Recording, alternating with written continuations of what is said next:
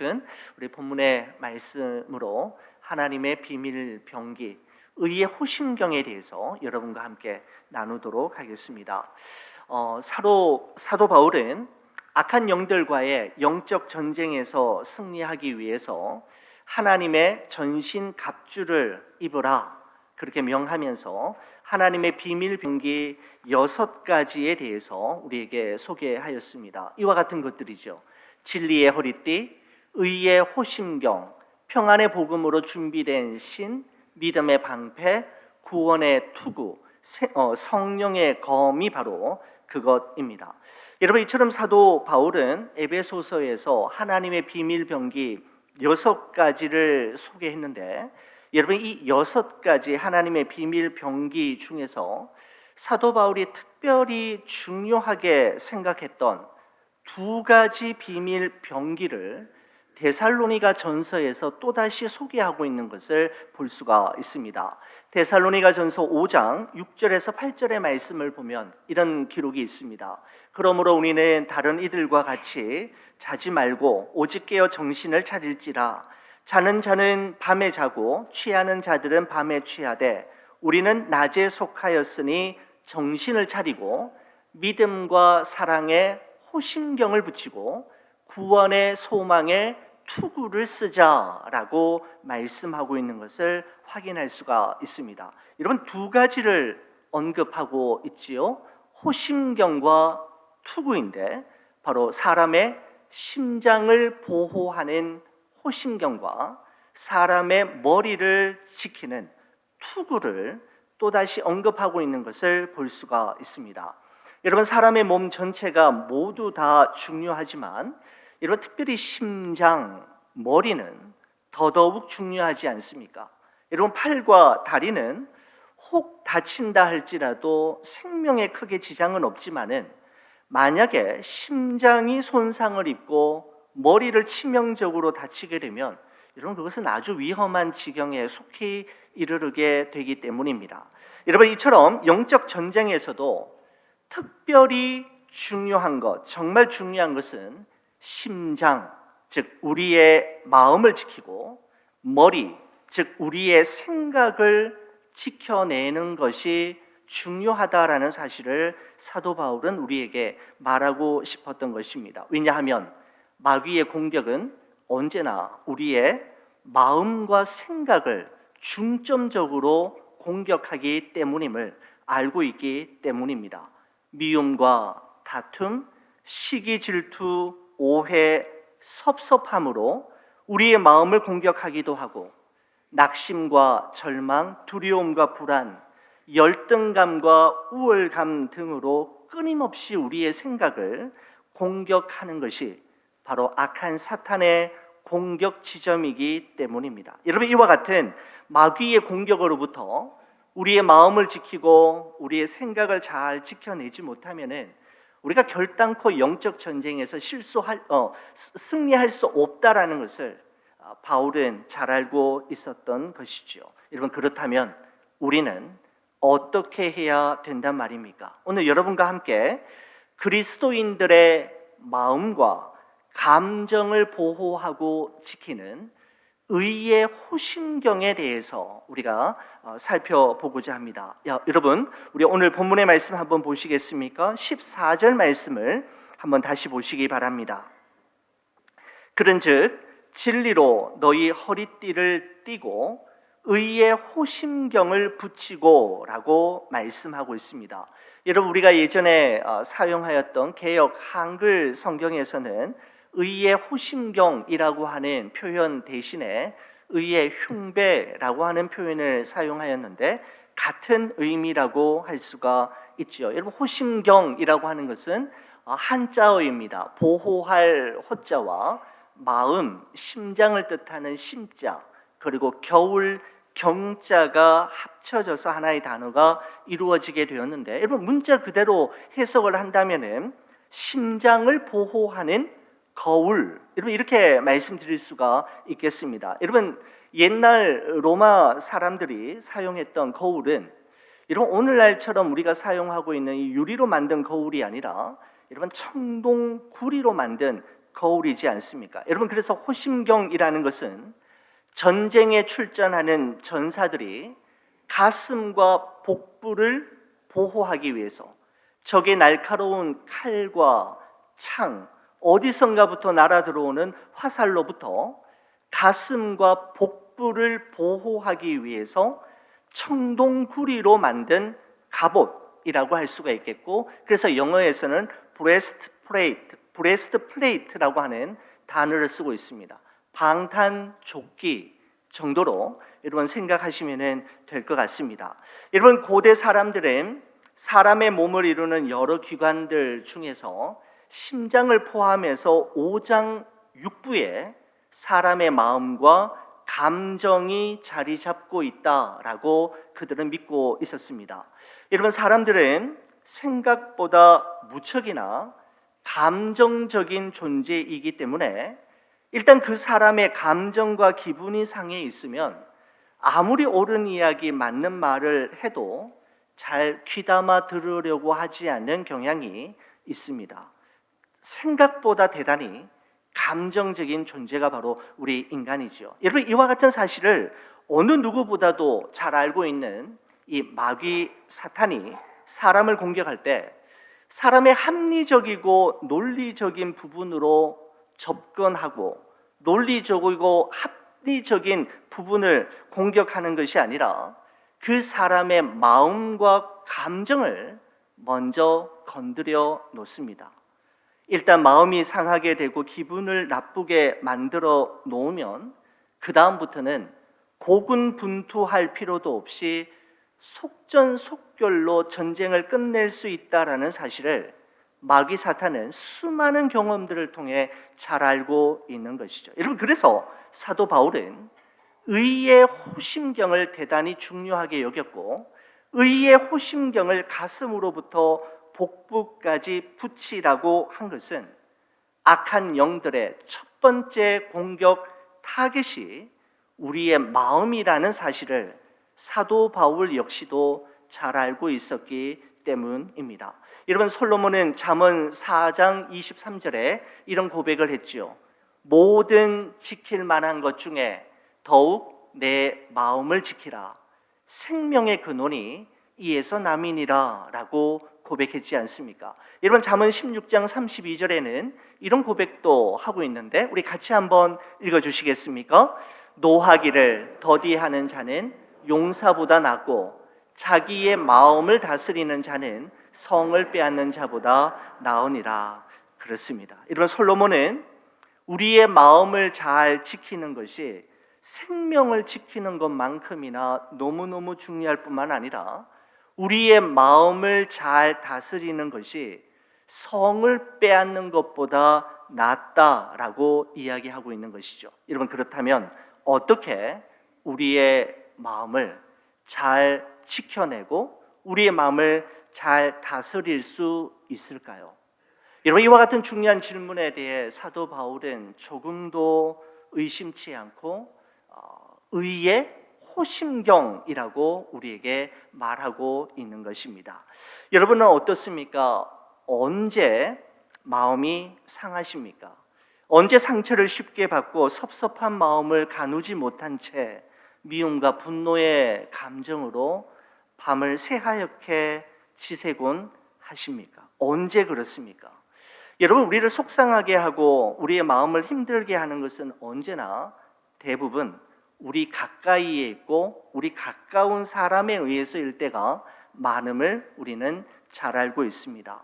남편과 아내, 부모님과 자녀들이 무심코 내뱉는 말 한마디 때문에, 오랫동안 신앙생활을 함께했던 교우들의 그 무시하는 듯한 눈빛과 언행들 때문에, 그리고 나에 대해서 잘 알지도 못하면서 함부로 판단하고 비난하는 소리를 듣게 된다면 우리의 마음은 쉽게 상처를 받게 되고 우리는 견딜 수 없는 아픈 시간을 보내게 되는 것이죠.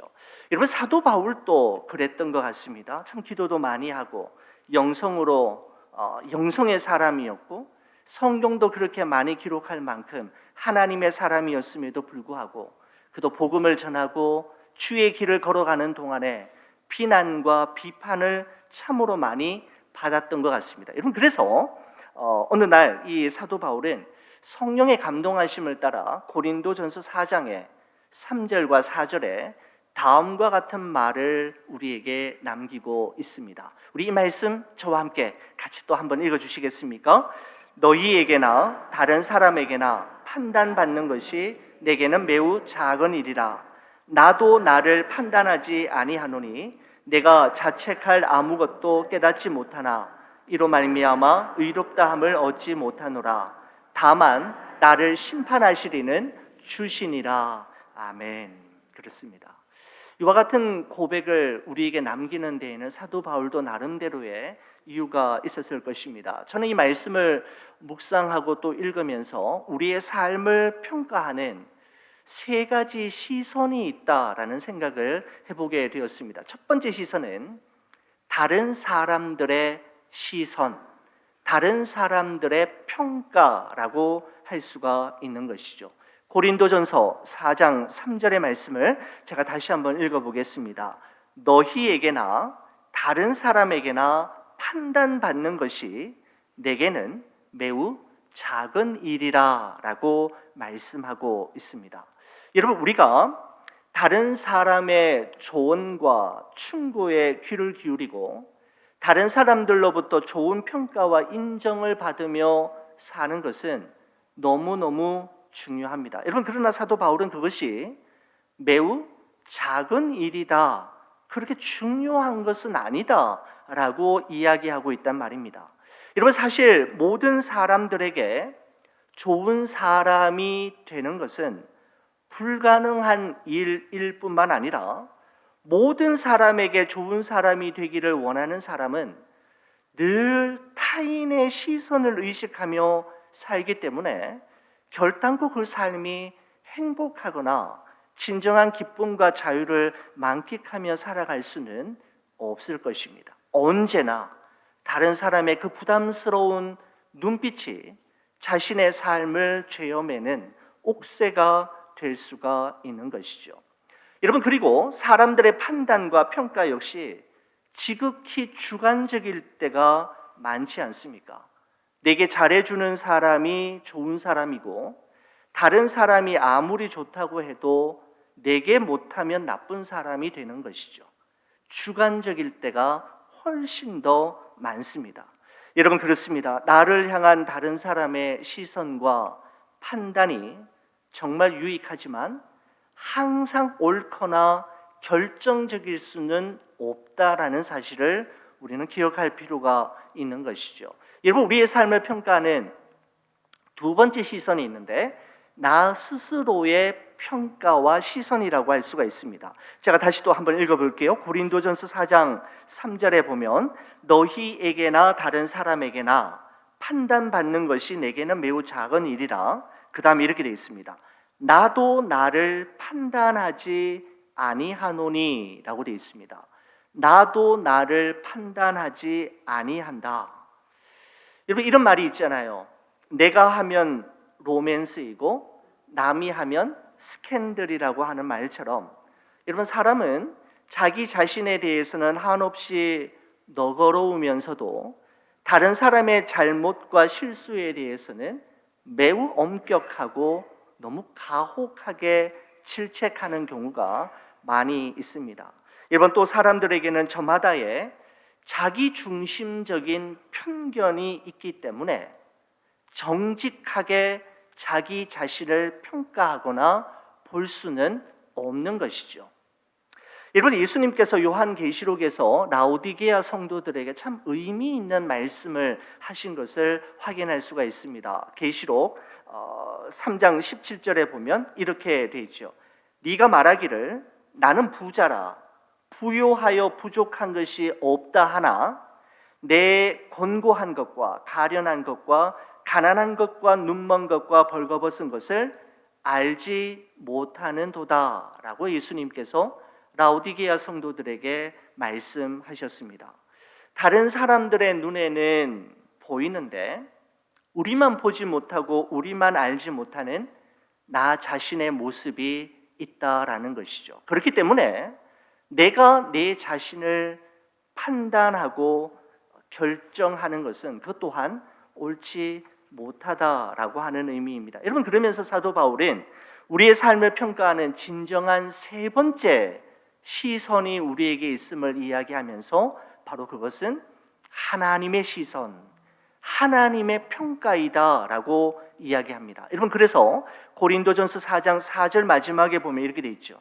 다만 나를 심판하실 이는 주시니라 라고 말씀하고 있습니다.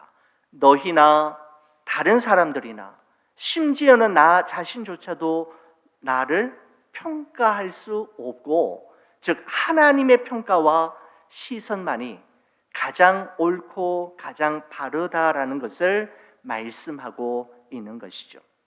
여러분, 그렇습니다. 우리가 이 세상을 살아가면서 어떻게 다른 사람의 시선과 평가를 마음에 두지 않고 무시한 채 살아갈 수 있으며, 우리 스스로가 자신의 삶을 끊임없이 돌아보고 점검하는 것을 소홀히 하며 살아갈 수 있겠습니까? 정말 유익하고 꼭 필요하죠. 여러분, 그럼에도 불구하고 가장 중요하고 가장 정확한 것은 하나님의 시선이라는 것입니다. 하나님이 나를 어떻게 보시는가? 하나님께서는 그 사람을 어떻게 생각하시는가가 중요하다라는 말씀이지요.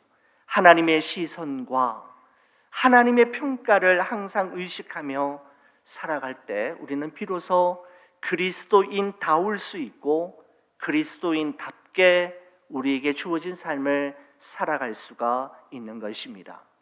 저는 이 말씀을 묵상하면서 제가 참 아끼는 시가 다시금 생각이 났습니다. 이혜인 수녀님의 길 위에서라고 하는, 여러분에게도 소개해드린 바가 있습니다마는 말씀을 준비하면서 또다시 생각이 났습니다. 이런 내용이죠. 오늘 이 하루 나에게 일어나는 모든 일들이 없어서는 아니 될 하나의 길이 된다. 내게 잠시 환한 불을 밝혀주는 사랑의 말들도, 다른 일을 통해 내 안에 들어와 고드름으로 얼어붙는 슬픔도, 일을 하다가 겪게 되는 사소한 갈등과 고민, 설명할 수 없는 오해도, 살아갈수록 뭉게뭉게 피어오르는 나 자신에 대한 무력함도 내가 되기 위해 꼭 필요한 것이라고 오늘도 몇 번이고 고개를 끄덕이면서 빛을 그리워하는 나, 어두울수록 눈물 날수록 나는 더 걸음을 빨리 한다라고 하는 이혜인 수녀님의 시가 참 마음에 와닿습니다. 전 특별히 이혜인 수녀님의 시, 이 식구 가운데서 오늘 이 하루 나에게 일어나는 모든 일들이 없어서는 아니 될 하나의 길이 된다라고 하는 이 식구가 정말 좋습니다. 어느 것 하나도 의미 없는 일, 아무런 상관없는 어떤 사건은 없다라는 것이죠. 나를 환하게 밝혀주는 사랑의 말도, 고드름처럼 얼어붙는 슬픔도, 일을 하다가 겪게 되는 사소한 갈등과 고민도, 도무지 설명할 길이 없어 답답해하며 받는 오해도, 뭉게뭉게 피어오르는 나 자신에 대한 무력함도 없어서는 아니 될 하나의 길이 되기 위해 반드시 필요한 시간이었고 감정이었음을 말하고 있는 것입니다.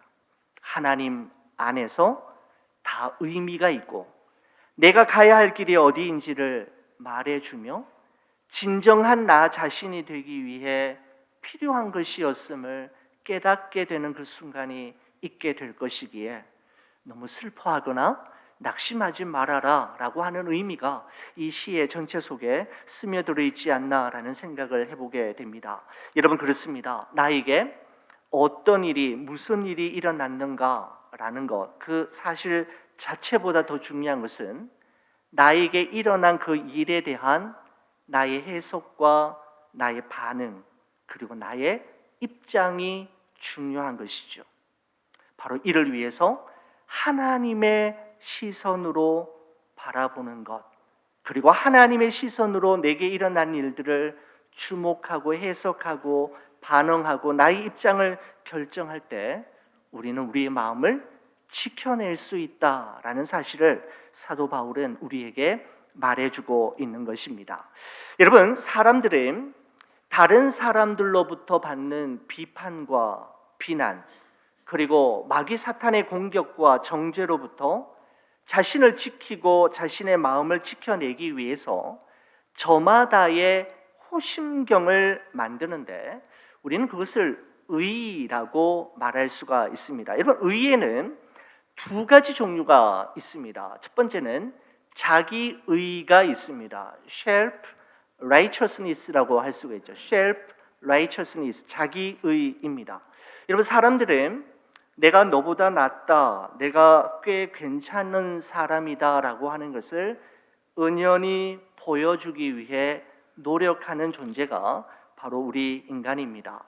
어떤 사람은 공부를 많이 해서 박사학위를 몇 개나 취득함으로 자기 의를 쌓아서 보여주기도 하고, 어떤 사람은 돈을 많이 벌어서 집과 빌딩을 몇 채나 구입하기도 하며, 어떤 사람들은 두터운 인맥을 자랑하고 사회적 신분 상승을 통해, 때로는 종교적인 열심을 통해 자신의 존재감을 그리고 자신의 의를 드러내기도 합니다. 다른 사람들은 모를 거라고 생각하지만 여러분, 말만 안 할 뿐이지 다 알고 있습니다. 자기만 모르고 있는 경우가 많이 있죠. 여러분, 성경 속의 대표적인 인물을 찾으라고 한다면 예수님을 만나기 전에 사도 바울이라고 할 수가 있습니다. 사도 바울은 예수님을 만나기 전 그야말로 자기 의로 똘똘 뭉쳐져 있었던 존재이었습니다. 그 이런 고백을 우리에게 하고 있죠.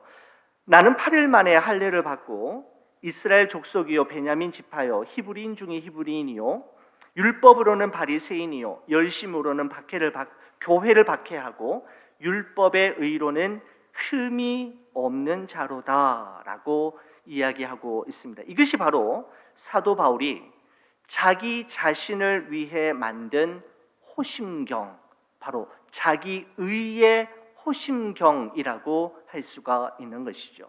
사도 바울은 어떠한 외부의 공격이 와도 내가 만들어 놓은 자기 의의 호심경으로 완전히 방어하고 막을 수 있을 거라고 생각했는데, 그렇지 않음을 깨닫게 된 순간 그는 다음과 같은 고백을 로마서에서 우리에게 남기고 있습니다. 그러므로 내가 한 법을 깨달았노니 곧 선을 행하기 원하는 나에게 악이 함께 있는 것이로다. 내 속사람으로는 하나님의 법을 즐거워하되 내 지체 속에서 다른 법이 내 마음의 법과 싸워 내 지체 속에 있는 죄의 법으로 나를 사로잡는 것을 보는도다. 오호라, 나는 곤고한 사람이로다. 이 사망의 법에서 누가 나를 건져내랴라고 고백하고 있습니다. 여러분, 그렇습니다. 우리의 의로는, 내가 준비한 자기 의로는 우리 자신을 지켜낼 수가 없고 사탄 마귀의 공격으로부터 우리 자신을 보호할 수가 없습니다. 자기 의에 대해서 이사야 선지자가 이런 고백을 우리에게 남기고 있습니다. 무릇 우리는 다 부정한 자 같아서 우리의 의는 다 더러운 옷 같으며 우리는 다 잎사귀 같이 시들므로 우리의 죄악이 바람같이 우리를 몰아가나이다 라고 되어 있습니다.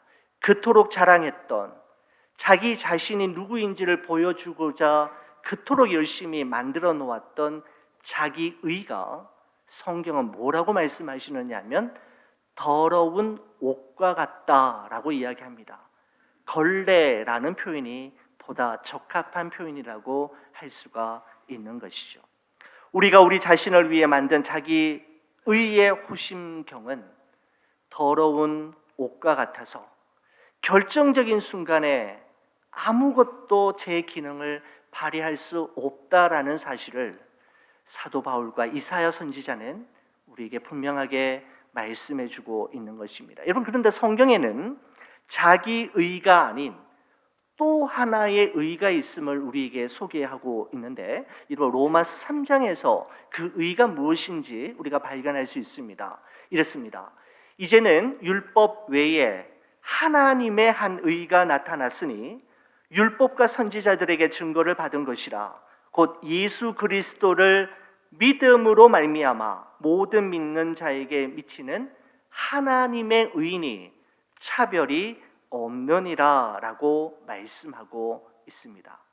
내가 나를 방어하기 위해 스스로 만든 것이 아니라 예수 그리스도를 믿는 믿음으로 주어지는 또 하나의 강력한 의가 있는데, 바로 그것은 하나님의 의라고 말씀하고 있는 것이죠.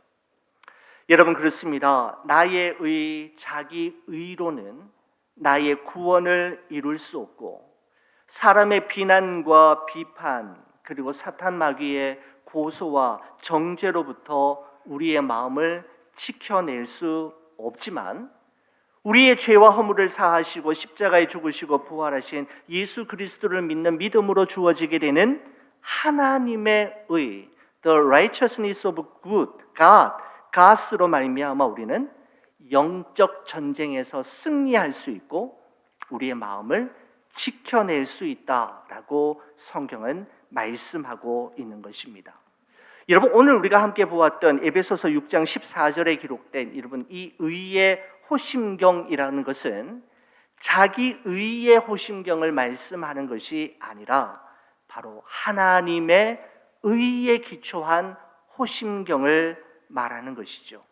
하나님께서 친히 우리를 위해 디자인하시고 손수 만드신 하나님의 전신갑주 의의 호심경을 우리의 가슴에 견고히 붙일 때 우리는 우리의 마음을 사람들의 비판과 조롱으로부터, 그리고 마귀 사탄의 고소와 정죄로부터 지켜낼 수 있다라는 사실을 사도 바울은 말하고 싶었던 것입니다. 여러분, 말씀을 마치면서 여러분 페플러라고 하는 분이 쓴 Will Daylight Come이라고 하는 책이 있습니다.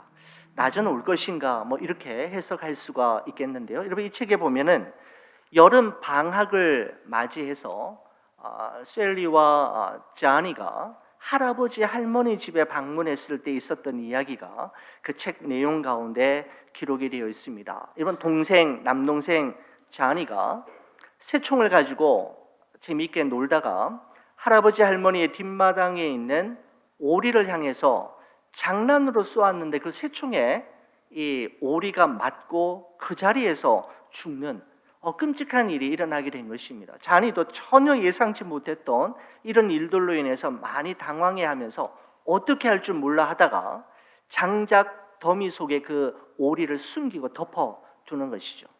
이제 아무도 보지 못했을 거야, 이제 괜찮을 거야 라고 하면서 자리를 일어서서 뒤돌아서는데 이 모든 장면을 처음부터 끝까지 지켜본 사람이 있었습니다. 바로 그의 누나인 셀리가 그와 같은 일을 다 보고 있었던 것이죠. 그저 누나는 아무 말도 하지 않고 빙그레 한번 웃고 끝나는 것이었습니다. 여러분, 그날 점심 식사가 할아버지 할머니와 함께 맛있게 있었습니다. 점심 식사 후에 할머니가 누나 셀리에게 이야기하죠. 셀리야, 오늘 점심 설거지는 너가 좀 해줄 수 있겠니? 너가 해주면 참 좋겠구나 라고 이야기했을 때 셀리가 이야기하기를, 할머니, 설거지는 자니가 할 거예요. 그렇지 않니, 자니? 라고 빙긋이 웃는 것입니다. 그리고는 동생에게 다가가서는 귓속말로 한마디 딱 이야기하죠. Remember the dog. 그 오리를 기억해. 너가 했던 일을 기억하라 라는 것이죠. 이 자니는 설거지는 정말 하기 싫었지만은 누나의 요청을 들어주지 않을 수가 없었습니다. 싫었지만 할머니를 도와서 그 설거지를 마무리했습니다. 설거지가 끝나고 몇 시간이 좀 흐른 후에 할아버지가 이야기하죠. 얘들아, 우리 근처에 강가에 가서 낚시하러 가자. 그렇게 이야기하자 두 아이가 펄쩍펄쩍 뛰면서 좋아하는데 그때 또 할머니가 또 이렇게 이야기합니다. 셀리야, 너 가지 말고 할머니하고 있잖아. 혼자 있어야 되잖아. 저녁 식사도 준비해야 되니까 동생 자니만 보내고 너는 할머니하고 같이 있자라고 이야기하는 겁니다. 그때 셀리가 이야기합니다. 할머니, 자니가 할머니와 함께 있어 줄 거예요. 저녁 식사를 자니가 아마 준비해 줄 걸요. 그렇지 않니, 자니? 그러면서 옆에 딱 보는 겁니다. 그러면서 동생이 귓가에다가 살짝 이야기하죠. Remember the dog. 너가 했던 짓을 생각하라 라고 하는 이야기를 이야기해 줍니다.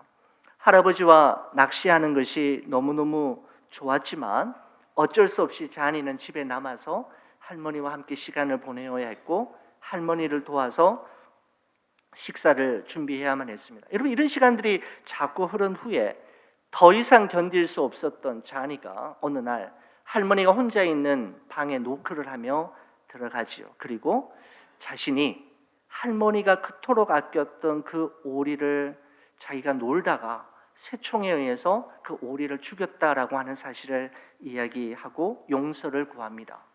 여러분, 그러자 이 할머니가 자니를 빅 허그해 주면서 I know, Johnny. 오리가 죽던 날 나는 창문에서 있었던 일을 다 보고 있었단다.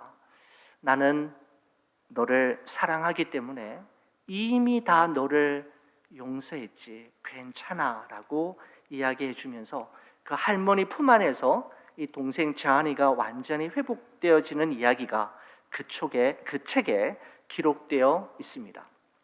여러분, 오리를 죽인 자니가 할머니께 숨기고 할머니를 피하고 할머니와 함께 있으려고 하지 않았던 것처럼 죄를 범한 우리, 마귀 사탄의 정죄를 받은 우리는 하나님을 피하는 존재가 되었고 하나님을 무서워하는 존재가 되었지요. 우리가 오리를 죽이는 것을 보았던 그의 누나 셀리가 동생을 자기 마음대로 부려서 먹은 것처럼 우리의 모든 죄를 알고 있고 우리가 은밀한 중에 범하고 있는 모든 허물을 알고 있는 마귀 사탄에게 우리는 종노릇하며 자유와 평안과 진정한 기쁨을 빼앗긴 채 깊은 죄책감에 살아야만 했던 것이 바로 우리의 모습입니다. 바로 죄인된 우리 인간의 실존이라고 할 수가 있는 것이죠. 여러분, 그런데 바로 하나님의 아들이신 예수 그리스도께서 사람의 몸을 입고 이 땅에 오셔서 십자가에 죽으시고 부활하심으로 말미암아 그를 믿는 자마다 의롭다 하시고 하나님의 자녀 삼아 주시고 영원한 생명을 주셨던 것입니다.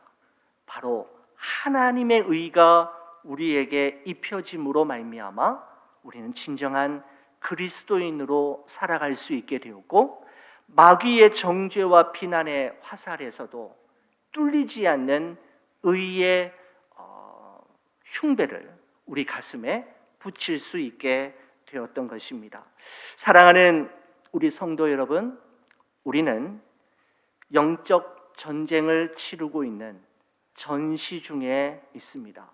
나의 의, 자기 의가 아닌 예수 그리스도를 믿음으로 주어지는 하나님의 의의 호심경을 우리의 가슴팍에 단단하게 붙임으로써 구원의 감격과 기쁨을 빼앗기지 아니하고 우리의 마음을 잘 지켜내므로 우리에게 주어진 여러 가지 모양의 영적 전쟁에서 날마다 그리고 이 한 주간 꼭 승리하시는 여러분과 제가 되기를 주의 이름으로 간절히 축원을 드립니다. 기도하시겠습니다. 사랑의 주님, 우리의 씨름은 혈과 육, 즉 사람이 아니라 하늘에 있는 악의 영들과 이 어둠의 세상 주관자들을 상대하는 것임을 항상 기억하게 하옵소서. 그래서 주 안에서와 그 힘의 능력으로 날마다 강건하여지고 마귀의 간계를 능히 대적하기 위하여 하나님의 전신갑주를 입는 저희들 되게 하여 주옵소서. 진리의 허리띠를 굳게 띠고 의의 호심경을 가슴에 꼭 붙임으로 우리의 마음을 잘 지켜내게 하셔서 모든 영적 전쟁에서 승리하는 한 주간의 삶을 살아갈 수 있도록 역사하여 주시옵소서. 주께 감사드리며 우리 주 예수 그리스도의 이름으로 기도 올리옵나이다. 아멘.